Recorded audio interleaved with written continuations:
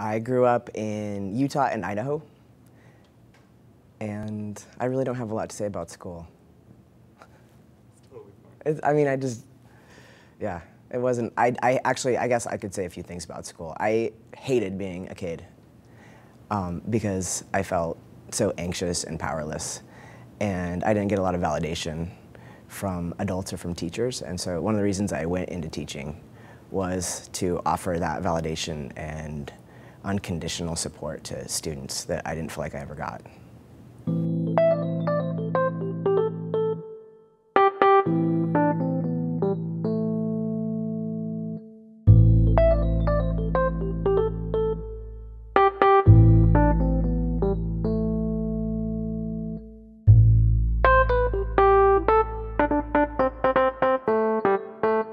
My name is Micah. I'm a 7th grade language arts teacher. So I was fine with sort of just avoiding the topic in general, but after a year there was this event where, I can't remember his name, but there was a gay kid who had committed suicide, and for some reason it really hit me hard, and I recognized that it was sort of my duty to make sure that kids knew that I was an advocate for them. And so I was going to have to address my sexuality in a more forthright way so that kids knew that I was an advocate. And so after that happened, I decided that if a kid asked me outright, that I was just going to be honest in my response. The first week that we were back to school, which is a week before kids arrive, I told my boss and the assistant superintendent that I was planning to transition. And I was so terrified to have that conversation. I wasn't sure how they were going to receive it.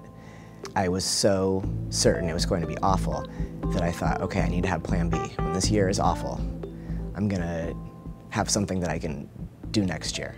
And so I applied to counseling programs and a psychology program in a different state. And I thought, this will be plan B. When the shit hits the fan, I will be able to end my teaching career and move on to something different. But they received it so well. It seemed like such a non-issue.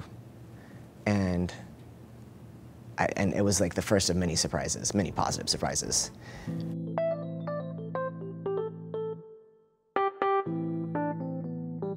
I decided that it made the most sense based on the fact that I was looping up with my kids. I had my kids for all of 6th grade, teaching them language arts, and I was going to take that entire group into 7th grade. So these kids already know me really well. And so I thought, I'm just going to tell them on the first day of school that this is what's going on with me. And so I let human resources know that that was my intention, and didn't hear back from them for a couple of days. And so this is the day before school, and I'm wondering, what's their position on this? Are they in support? Does a non-response mean that that's fine? And they finally got back to me and they said, if you are going to talk openly with your kids about transition, you're going to need to send home a letter informing parents. And my heart just dropped. But I sat on it a little bit longer and I was like, I absolutely do not want to send a letter home. I asked them, when I talked to the woman, to send me over a draft of what they were thinking the letter should be. And they sent me this awful letter that basically just said, your son or daughter is in my classroom and I will be transitioning this year from female to male. And if you have any questions or concerns, please call me or the principal. And I'm like, Dan, I don't want to field these questions. I don't want to talk to them about their concerns about my transitioning. It's not their business. I let them know that I wasn't okay with the letter, and they let my principal know that if there wasn't going to be a letter, then I wasn't going to be able to talk about my transition in front of the students.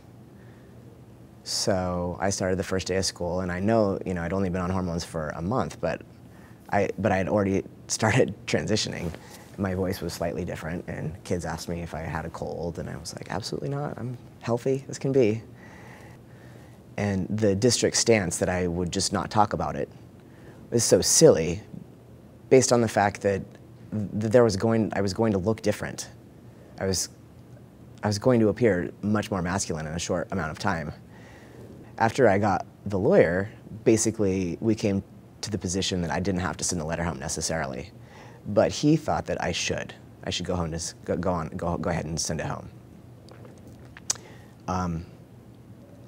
But after I got back from getting top surgery. So I left for a couple of weeks before Christmas break.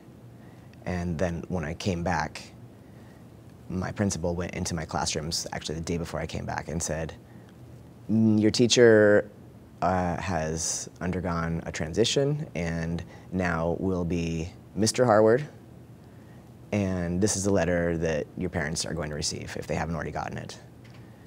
And when I got back to school the next day, my kids were just so excited to see me because I had taken the 2 weeks before Christmas break off.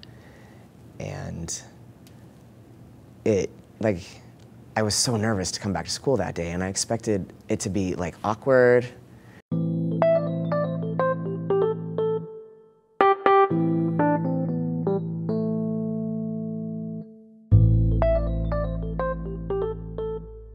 And it just was a non-issue with kids. They were curious about it. They actually didn't ask me as many questions as I thought they would. They were supportive. They tried to change pronouns. They still do. There were 3 parents who did remove their students from my class.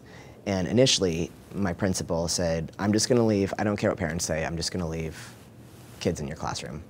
And I said, Dan, this is a really big battle, and I don't think we should pick the small fights. And if a parent doesn't want their kid in my classroom, I think that does a lot of damage to my relationship with that kid, and that makes me less effective as a teacher if a kid is doubting me because of something their parent is saying or feeling.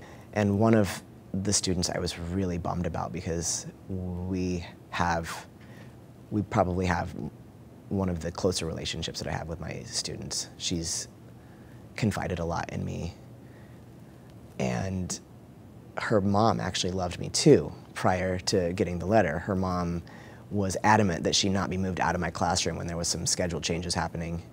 And when her mom came to the school to withdraw her from my classroom, my principal asked her, what happened to how you felt about Miss Harward? You know, you said that she was, you know, your kid's favorite teacher. And she said, well, that person doesn't exist anymore.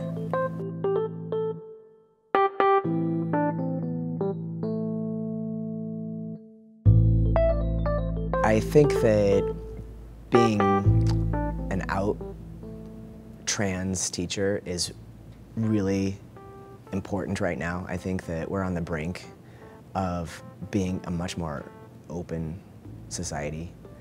We're not quite there, but there are going to have to be people who put themselves out there and make themselves vulnerable. And sometimes that's not going to go well.